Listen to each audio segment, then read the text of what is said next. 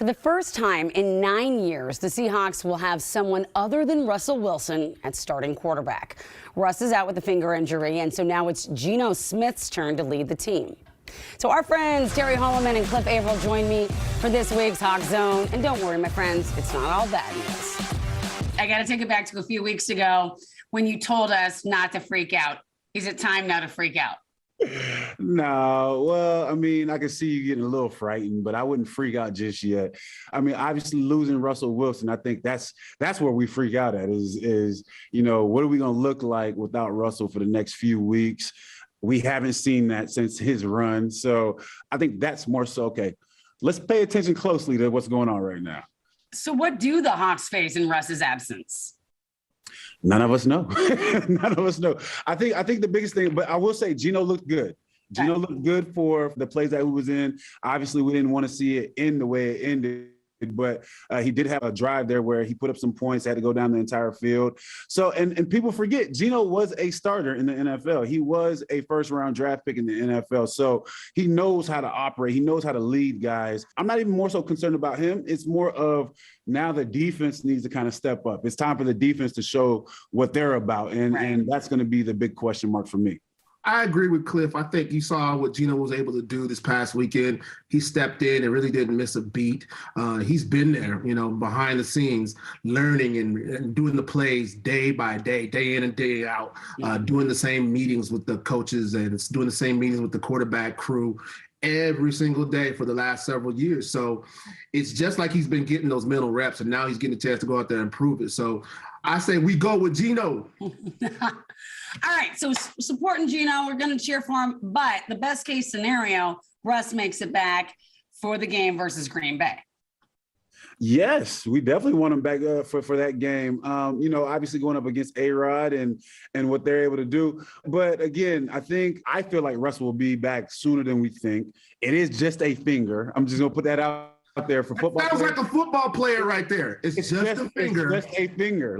We all got it. And I also understand he has to grip the ball. But have you everybody's seen Russ's hands? Russ got some huge hands. So yes. I think Russ will be back sooner than we think. And this is not inside story. Just an opinion before anybody goes crazy with it. But I think Russ will be back before then. And it's all about just weathering the storm until your leader gets back. And did you guys see Russ when he first hurt his finger and it was looking like this, and he stayed in the game? I'm gonna keep throwing the ball. I can't even throw a ball normally. I broken finger, forget about it. I mean, but luckily this isn't the most challenging stretch of games we're facing coming up. I was just gonna say, Pittsburgh has been struggling. Roethlisberger doesn't seem to be the quarterback that he has been in the past, and so it's fortunate that we catch them when they're kind of on the ropes, even though they did get a win recently. But it's still the National Football League, and in my opinion, anything can happen any given week. These guys are professionals. Everybody's getting a paycheck, right? So any team can win on any given Sunday. Hopefully, the Seahawks are able to fill the void with Russ missing and step some things up on defense, like Cliff alluded to earlier.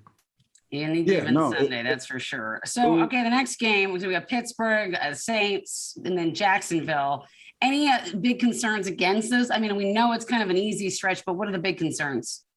Easy stretch. There's no such thing as an easy stretch in the NFL, especially when your starting quarterback is down. But those games are winnable. Based on the talent that we have, based on the schemes that we run, those games are winnable. Guys just have to go out there and make it happen. We still haven't seen our best defense yet, and hopefully, some things change. And I think these next few weeks with Bobby Wagner leading the charge, they're going to have to step up. They're going to have to become, the focal point of this team until Russ gets back. But overall, though, I like the stretch. I like where we're at. We just have to keep building. And again, that defense has to come out and make some things happen. Yeah, so Terry, let Geno cook? I don't know what the cooking thing, man. We got in trouble when we talked about letting Russ cook. Maybe, let him be the sous chef. Let's let him be the sous chef and help out a little bit.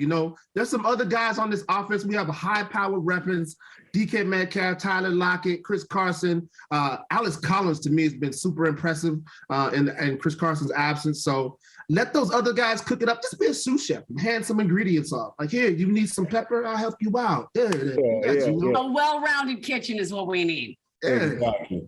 I love it. Oh, love those guys. All right.